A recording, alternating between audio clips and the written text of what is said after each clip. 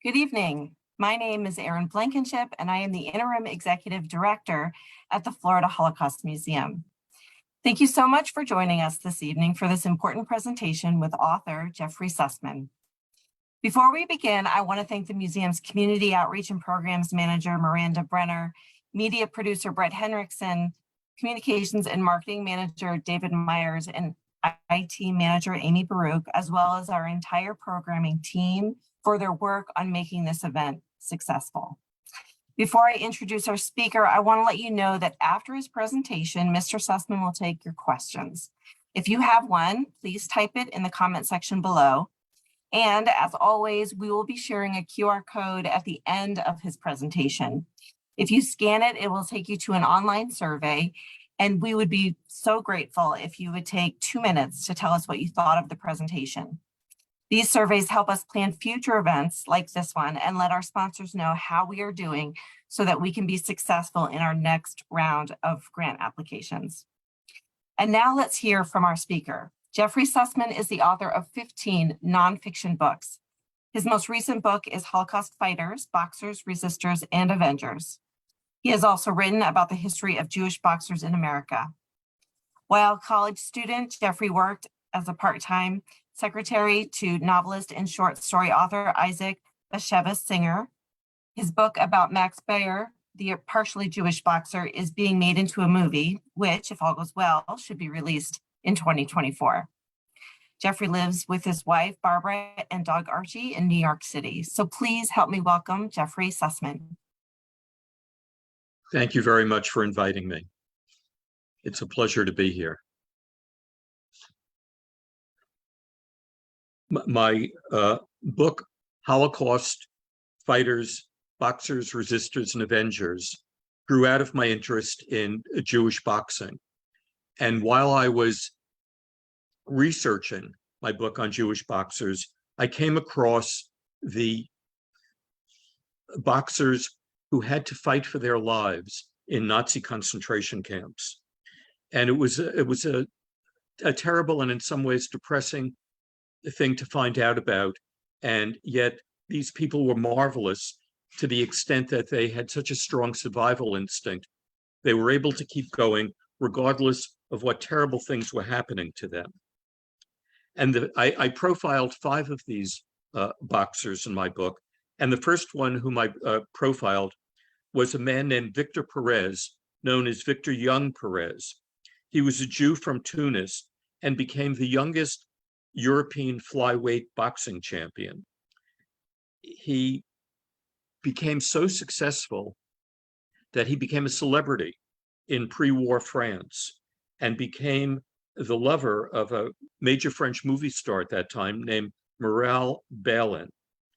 And they were the celebrity couple of their day. They were photographed in magazines and newspapers. They were photographed going shopping on the Champs-Élysées, going to theaters, going to nightclubs, etc. And but after he achieved his championship, he became such a celebrity that he began to lead a dissipated life. And that led to him losing his title.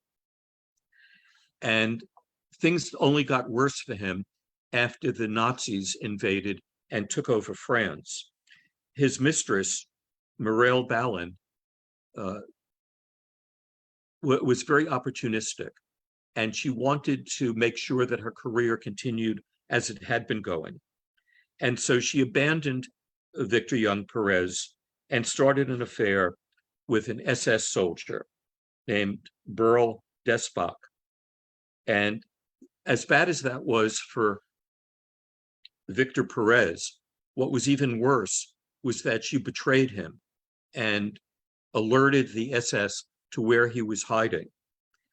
And Perez had been under the illusion that his celebrity would protect him from the Nazis, which is why he rejected his brother's call to come back to Tunis, where he felt he would have been safe. And after he was betrayed, he was arrested and sent first to Drancy and then to Auschwitz, and from Auschwitz to an Auschwitz subcamp called Monowitz. And there he was regularly beaten and nearly starved to death. And one of the first things they did there, because he had been a professional fighter, they forced him to fight an enormous SS guard who was well over 6 feet tall. And being a flyweight, you can understand that Victor Perez was a very small man, maybe 5'3", 5'4", weighing 110 to 115 pounds.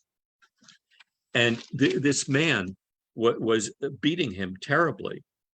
And the camp guards invited a number of Jewish prisoners to observe the fight.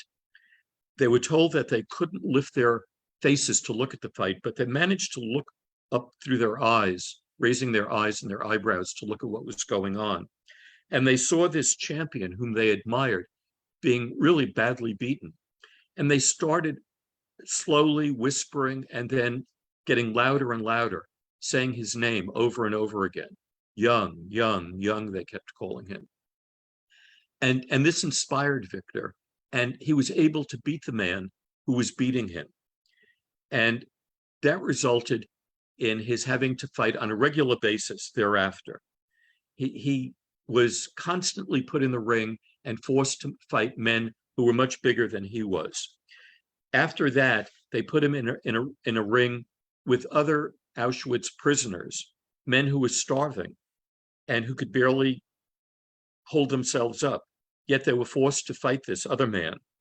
And the terrible thing for Victor Perez is that he knew that his opponents, if they lost, would be killed. And if he lost, he would be killed. So it was a terrible dilemma for him. Should I fight or shouldn't I fight? If he didn't fight, he would be killed. So he had to fight and he had to win just to survive. And over a period of 15 months, he had 140 knockouts. Then towards the end of the war, as you probably know, there were these terrible death marches where Jews were forced to go on these marches outside of the camps, often back to Germany, where they would be forced to work in munitions factories. On the march out of Monowitz, Perez was walking down a road with all the other prisoners, and he spotted a loaf of bread on the side of the road. He ran to get it, thinking that he would feed himself and several of his colleagues who were marching with him. An SS guard saw him, ran up behind him, and shot him in the back of the head and killed him. And that was the end of Victor Perez. The next person who I profiled was a man named Nathan Shapow, who was from Riga, Latvia. He was a natural athlete. He participated in many different sports and was extremely proficient at all of them. He trained at a Jewish boxing club in Riga called the Maccabee Club. And he managed to inspire the hatred of the Nazis who had taken occupation of the town. They didn't like him because he was so athletic and he carried himself with a great deal of pride. And there was one particular SS man who really despised Nathan Shapow. His name was Hoffman, and he was determined that he was going to destroy Shapow. And he was determined that he would beat Shapow to death. And one day he followed Shapow into his apartment and spread-eagled him against the wall and was hitting him around the face, and then backed away. And Shapow heard the man unbuckle his holster, which contained a Luger pistol. Shapow all of a sudden realized that Hoffman was going to kill him. He quickly turned around and hit Hoffman as hard as he could, knocking him unconscious. He then was going to take the gun and shoot Hoffman, but he realized that the sound of gunfire would draw SS troops to his small abode. So instead, he grabbed a lamp and began to pummel Hoffman, hitting him over and over again on the head until he fractured his skull, and he was sure that Hoffman was dead. In the middle of the night, around 3 o'clock in the morning, he wrapped Hoffman's body in a shroud and dragged it several blocks away and dumped it in an alley, hoping that it would not be found. However, SS soldiers found it the next day, and they gathered up all the Jewish men in Riga, as many of them as they could, and brought them to the town square and said that if the person who killed Hoffman didn't step forward and admit to his crime, that two innocent Jews would be brought to the center of the town and they would be hanged. Well, here's another example of a man forced to make a terrible decision. If Nathan Chapow admitted to what he had done, he would have been executed. If he doesn't admit it, two innocent men are going to be executed. And he didn't admit it. So two innocent Jewish men were brought into the center of the town, put on a platform, ropes were tied around their necks. The platform was kicked out from under them, and they were hanged until they were dead. This haunted Chapow for the rest of his life. He felt terribly guilty about it, but there was nothing that he could do. And he knew that the Nazis were just going to kill everyone they could get their hands on. There were 25,000 Jews of Riga who were rounded up, and they were taken to a place called the Rumbala Forest, where all 25,000 of them were executed. Chapow managed to avoid that execution, but he was caught and he was taken to a place called the Kaiserwald concentration camp. And because he was so athletic, here again, like with Victor Perez, he was forced to fight men who were bigger and stronger than he was. And the first thing the camp did is they brought in a former middleweight boxing champion named Werner Samuel. And Chapow beat him very, very quickly, knocked him unconscious, and the camp was very upset about this. Chapow was then sent to another concentration camp called Stutthof. And when the Jews got off the freight cars at Stutthof, the SS men were waiting for them. And they sang a terrible song that welcomed all the Jews into Stutthof. The song goes, "Jews go through the Red Sea, the waves close in, and the world is happy. Jews are drowned." That was what welcomed Nathan Chapow into the Stutthof concentration camp. From there, he was sent to another camp called Magdeburg. And that camp was surrounded by a lot of water. And when that camp was being liberated, the camp guards were not able to evacuate all the Jews into a death march. So they machine gunned 50,000 of them. Chapow, once again, avoided death. And he escaped with others as allies were closing in on the camp. He managed to make his way eventually to a displaced person camp where he was taken care of. And from there, he went to Palestine, what was then Palestine. And while he was in Jerusalem, he encountered a man from Riga who had stolen his mother's money and his brother's money, pretending that he would get them exit visas so they could escape the Nazis. And Chapow's mother and brother were killed in a concentration camp. When he came across this man in Jerusalem, he beat him to within an inch of his life. And then he decided to stay in Palestine and fight for Israel's independence. He joined the Irgun and fought with them. And then he joined the Israeli Defense Forces and fought with them in the War of Independence in 1948. He met his future wife there. He married her. They moved to Chicago. They had two children, Mike and Adina. And from there, they moved to Los Angeles, where Nathan opened a very successful trucking company. The third person that I interviewed was a Greek boxer named Salomon Aruk. He was an extremely proficient boxer who won the Greek middleweight championship when he was only 17 years old. He was from Sri Lanka, which, because it had the largest Jewish population of any city in Greece, it was known as the Mother of Israel. The Greek soldiers, of whom Salomon Aruk was one, fought against the initial fascist invasion, and they were able to repel the fascists. However, the Nazis re-engaged the Greek troops, and they defeated them. And they sent a terrible man to Salonika to deal with the Jews. His name was Alois Brunner. His job was to round up as many Jews as possible and then to send them to concentration camps. After the war, by the way, Brune fled to Syria, where his job was to train the Syrian soldiers how to torture and execute captured Israeli soldiers.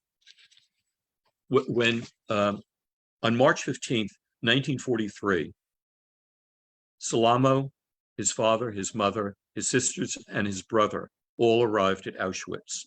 As soon as they arrived, all but Salamo were taken to a gas chamber and killed. It was boxing that kept him alive there. And as with the other two fighters, he was initially put into a ring with a man who was much bigger and tougher than he was, a fighter from Czechoslovakia. And Aruk was able to beat him. And this caused no end of problems for him because the Nazis were very upset that these men proved so proficient, even on almost starvation diets, they were able to go ahead and continue fighting. Ultimately, the Nazis brought in a boyhood friend of Aruk named Jacko Razan, who had won 128 fights in Greek. And the Allies were hoping, the Nazis were hoping that these two men would pummel each other and no one would come out alive. Fortunately for Jacko and Aruk, the Allies were able to free the camp before the fight was to take place. After the war, Aruk went to Palestine. He too joined the IDF and fought for Israel in 1948 and again in the Six-Day War in 1967. He died there of a stroke in 2009. Now, the next person I'm going to tell you about was not a Jewish boxer. He was a gypsy boxer. And technically, they're called Sinti. They're either Sinti or Romas, the gypsies. They don't particularly like the term gypsy. He, as a child, was bullied for being different from the Aryan children in his classes. He was swarthy. He had dark hair. It was very curly.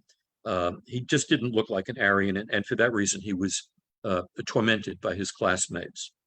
His father decided that he would send him to a boxing gym to learn boxing so that he could defend himself against the bullies in his class. He did very well in that, and he was thereafter decided to become a professional. And he was trained by a major Jewish boxing champion in Germany named Erich Seelig. And he was so good that he was considered the top light heavyweight contender in Germany. But because he was a Sinti and not an Aryan, he was denied the opportunity to participate in the 1928 Olympics. He also had a style of boxing that was very reminiscent of Muhammad Ali, whereas most German boxers would stand in the center of a ring, flat-footed, and trade punches with their opponents. Johann Trollmann would dance around the ring and almost make fun of his opponents, challenging them. He was so swift on his feet that his opponents were barely able to land a punch. He was put in a ring against the light heavyweight boxing champion of Germany, a man named Adolf Witt, who he beat soundly. However, the Nazi Boxing Commission refused to give Johann Trollmann the title. They said that he didn't win the fight fairly. But there was so much outrage at this that they had to reschedule the fight again. And the Nazis told Johann Trollmann that if he won again against Adolf Witt, that he would be executed. So he fought again, and he did as he was told. He would fight flat-footed and not dance around the ring.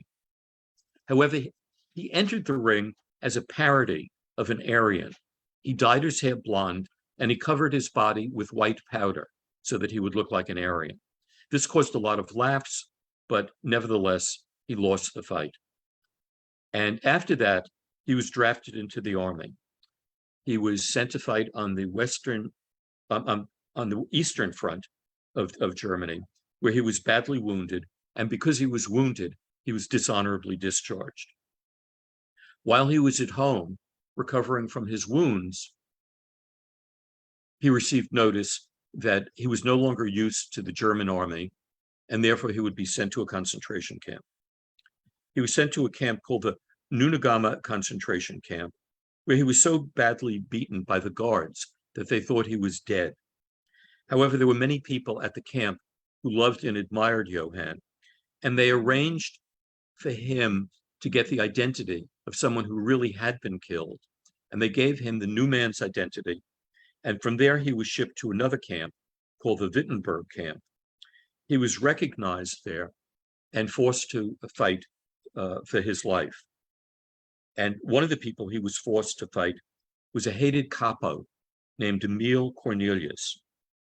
And he beat the capo very badly. Cornelius was so upset and humiliated by this defeat that he gave Trollman terrible jobs to do, backbreaking jobs to do, and did everything he could to make Trollman's life miserable. One day, he stood up behind Trollman with a club and clubbed him to death. Trollman was 36 years old. After he died, he was cremated, and his parents were sent a bill for the cremation. The next boxer I wrote about was a man named Harry Haft, who I'd come across when I was doing the research for my first boxing Jewish book, which was called Max Baer and Barney Ross, Jewish Heroes of Boxing. He grew up in Poland, and when he was a young man and the Nazis had come to power, he was taken by an SS soldier who put his hand in a doorway and slammed it against his knuckles and broke all the knuckles in his hand. He was sent to Auschwitz, and there his job was throwing gassed bodies into the ovens. And he had to do it with another Jewish man. And they did this for hours and hours. As the bodies came out of the gas chambers, they were given them, and the bodies were incinerated. One day, there was a man who hadn't died in the gas chambers, and it was his time to be pushed into the ovens. And Harry Haft did not want to do that. He saw the man was still alive. His eyes were open. And the guard there said to Harry Haft that if he didn't push the man into the oven, the guard would shoot Harry Haft and kill him at that spot. And Harry Haft was haunted by this for the rest of his life. And yet he was also forced to fight for his life. And he had 76 fights in Auschwitz, and he won every single one of them. And to almost humiliate him in a way, the guards forced Jewish musicians to sit outside his boxing ring and play upbeat music while Harry Haft was pummeling his opponents. In one night, he was forced to fight 6 men, and he defeated all of them. And this is a man who was living on a potato soup, and the potato soup didn't have much of a potato in it. One night, he and a good friend of his decided they were going to escape from Auschwitz. They just couldn't stand it anymore. And they managed to get a pair of German uniforms and disguised themselves. And they ran out of the camp. They got past the Jewish guards who thought they were Germans and let them, the German guards, and let them out of the camp. As they were running, there were shots being fired at them. And Harry fell into a ditch, and his friend fell into the ditch on top of him. His friend had been shot and killed. Harry didn't realize it at the time. 2 SS guards arrived at the ditch, and one of the guards said that he was going to fire his bullets into the 2 bodies lying there. The other guard said to him, "Don't waste your bullets. They're too valuable. They're obviously dead." And they walked back to the camp. Haft waited in the ditch until the following night, when he extricated himself and escaped. His intention was to walk to Poland and find Americans who could help him. On the way, he crossed over a small river, and he saw a German soldier bathing in the river. The German soldier had left his clothes and his weapons on the shore of the river. And he recognized Harry as a Jew. But just to make sure, he yelled out, "Are you a Juden?" And Harry realized what was in store for him, and he picked up the man's rifle and shot and killed him. Then he took the man's uniform, and he dressed in the uniform and made his way eventually to a displaced persons camp. They thought that he was a German soldier. He couldn't speak English. The only languages he could speak were Yiddish and Polish. And no one in the DP camp, none of the Americans could speak those languages. However, they did find an American soldier who was conversant in Yiddish and was able to interview Harry and learn, in fact, that he had been a prisoner at Auschwitz and was only disguising himself in a Nazi's uniform. From the DP camp, Harry sailed to New York, and because he had no profession, had been in a camp since he was 16 years old, he decided that he would become a boxer. That was all he knew from the camp. And in New York, he hired a manager who's not the greatest manager in the world. And Harry had a number of fights, a number of amateur fights, and then a number of professional fights. Finally, on July 18th, 1949, he was scheduled to fight the future heavyweight boxing champion of the world, Rocky Marciano, at the Rhode Island Auditorium. Just prior to the bout, two mafia soldiers came into his dressing room, and they told him that if he didn't lose the fight by the third round, they would kill him. And to prove their point, they let him know that another boxer who refused to take a dive 3 weeks earlier had also been killed. Harry took the dive, and it was the end of his boxing career. In a way, it was the end of his career as a human being, because he was so bitter, so embittered by what happened to him. Here's a man who survived 76 fights in Auschwitz, and now the mafia comes and they tell him he can't fight in America, that his career is over. He opened a fruit and vegetable store in Brooklyn, got married, had 2 sons, and treated his family terribly. He was a very bitter, very angry, very unhappy man. And he took out his anger on his family. It was not until his sons were mature that they understood why their father behaved the way they did. And one of his sons, Alan, wrote a beautiful letter to his father, forgiving him, saying that he finally understood all the torments that his father had gone through, and he forgave him. And he loved his father, and he hoped that the rest of his life would be rewarding. And he would do whatever he could to make his father's plight known to the rest of the world. And he arranged for his father's biography to be published, which it was. And then he arranged for a movie to be made about his father's life, which was directed by Barry Levinson. And it was shown on HBO last year, a movie called The Survivor. Now, in addition to those boxers whom I wrote about, I also wrote about 2 men who escaped from Auschwitz. The first one I wrote about was a man named Rudy Verber, whose original name was Walter Rosenberg. He was a brilliant, brilliant biochemist. And in 1942, he was arrested and sent to Auschwitz. He was arrested because he had tried, after the Nazis conquered Slovakia, where he was from, he tried to leave Slovakia and join the Czech army, which was fighting against the Nazis. And on the way to join the Czech army, he was arrested, and that's when he was sent to Auschwitz. In Auschwitz, he met a man named Alfred Wetzler, and the 2 of them decided that they would escape one night. And they managed to pull off a very daring escape in 1944.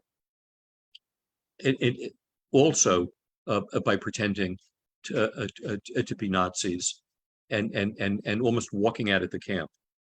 However, they were discovered, their departure was discovered, and there was a major manhunt out looking for them.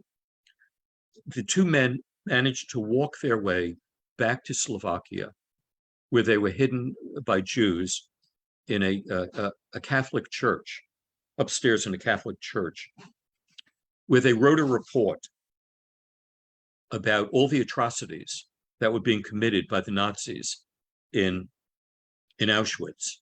And while they were there, they had learned that Hungarian Jews from the countryside of Hungary were being sent to Auschwitz in very large numbers. In fact, 434,000 Hungarian Jews had been sent to Auschwitz, and they were killed as soon as they arrived. They were just sent into the gas chambers. Werber and Wetzler knew that next to be rounded up were 200,000 Jews from Budapest. So they quickly wrote this report, and they gave it to a Latin American diplomat named George Mantello, who brought it to the Swiss consulate. And the Swiss published this report in their newspapers, and it was picked up also by the Associated Press. It was published in New York in the Herald Tribune and in the New York Times. It was published in England. It was published in all over Switzerland and in many large cities throughout the United States. This created enormous protests, and the Nazi puppet head of Hungary, a man named Horthy, that was his last name, Horthy, was besieged to stop the transport of the Budapest Jews. And to make sure that he did, the British and the Americans bombed military posts in and around Budapest, not only Nazi posts, but also Hungarian military posts and government facilities. That prevented the 200,000 Jews from Budapest being deported. And Wetzler and Werber was celebrated after this. After the war, Werber went to London, where he became a celebrated biochemist, and then to Canada. He also was invited to testify at the trial of Adolf Eichmann and other Nazi war criminals. The other man who escaped from Auschwitz was not Jewish. He was, in fact, a Polish aristocrat named Witold Pilecki. He was violently anti-Nazi, violently anti-fascist, and fought as part of the Polish underground army against the Nazi invasion of Poland. And he had heard rumors about what was going on in Auschwitz. And remarkably, he put himself in a position where he would be arrested and sent to Auschwitz. And there he issued reports smuggled back to the Polish Home Army in exile in London.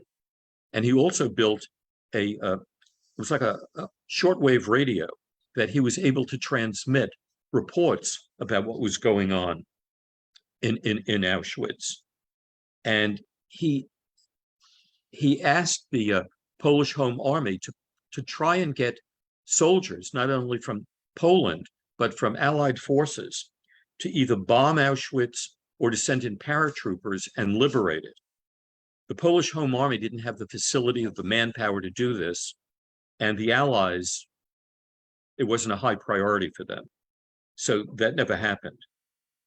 In 1942, he had to dismantle his radio because the Nazis had heard about it from someone at the camp who told him about it. He and 3 other men decided that they would escape from Auschwitz. And on April 27th, 1943, 4 men, also disguised as Nazis, stole a Nazi vehicle, and they were passed through the gates of Auschwitz because it looked like a Nazi car driven by Nazi soldiers.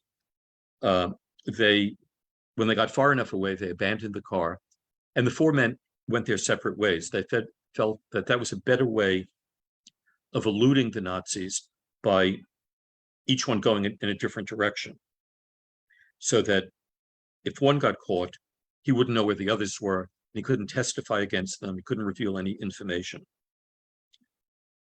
Witold Pilecki made his way back to Warsaw, and he rejoined the fight against the Nazis.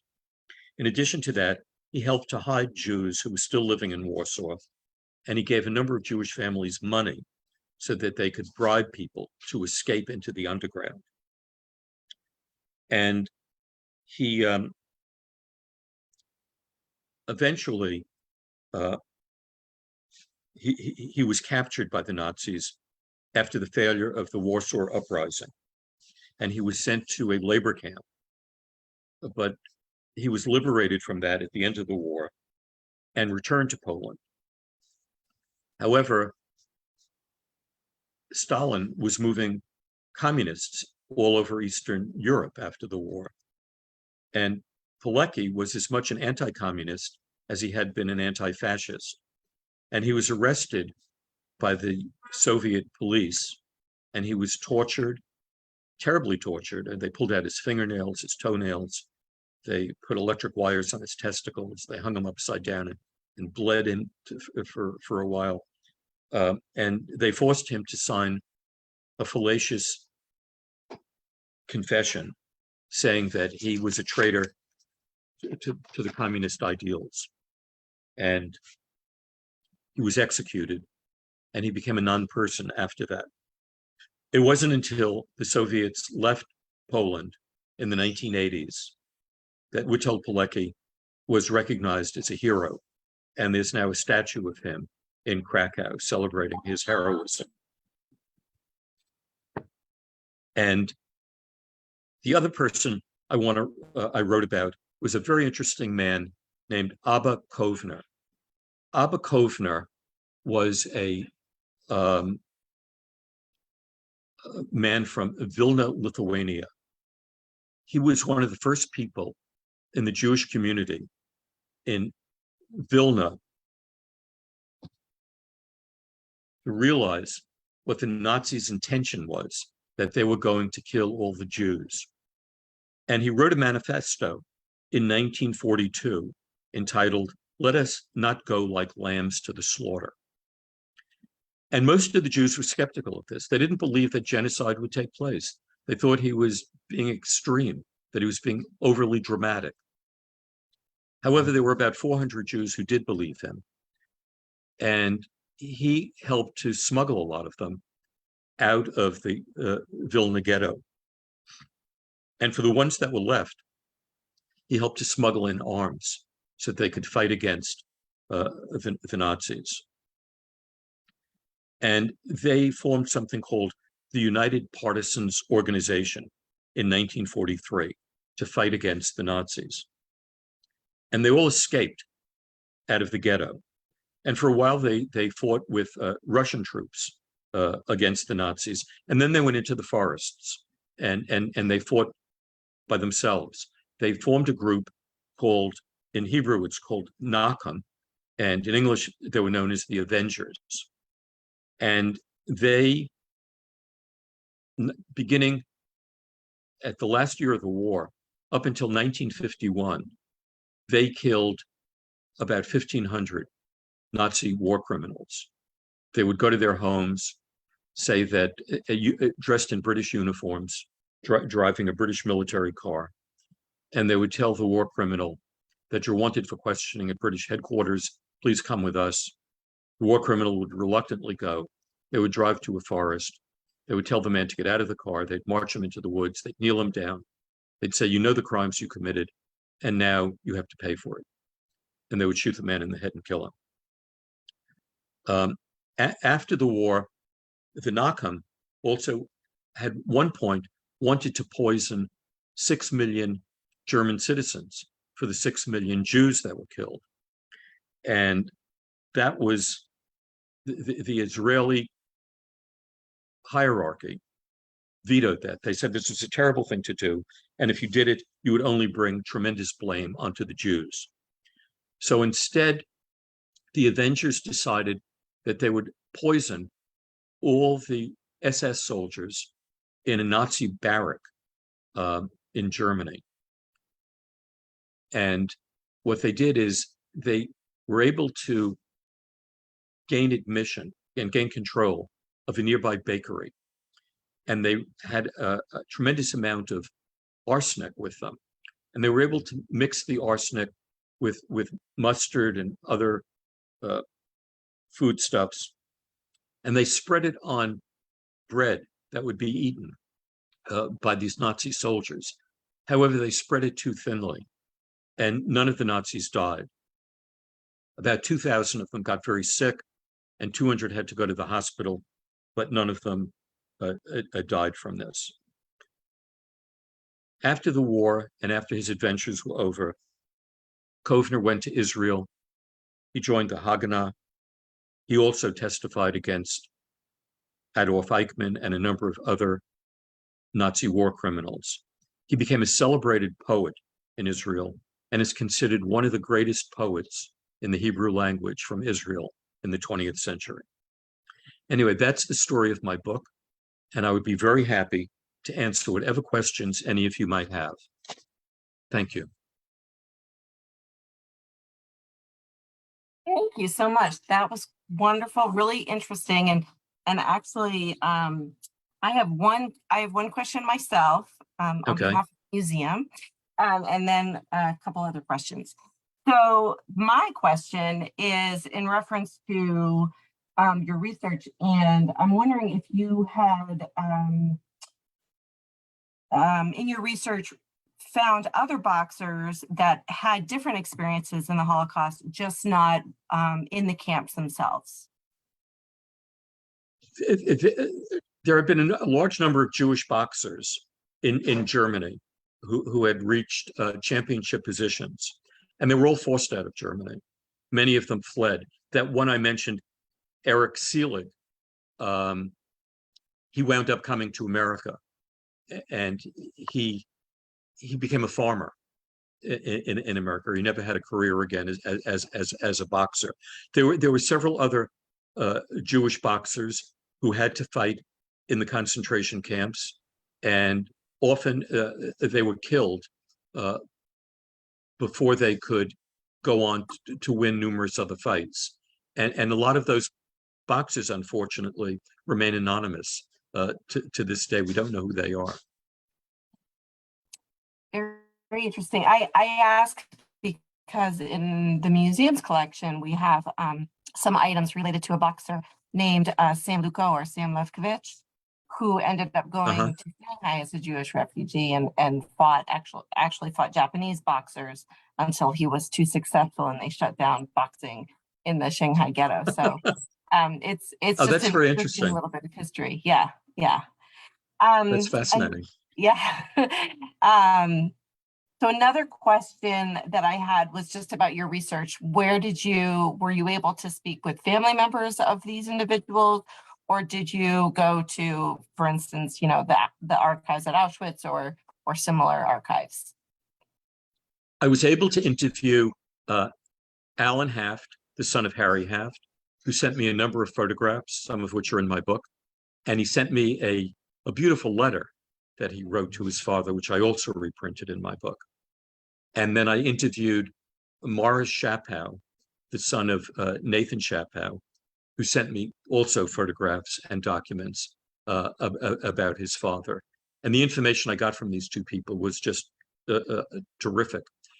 And Victor Perez did not have any family, and neither did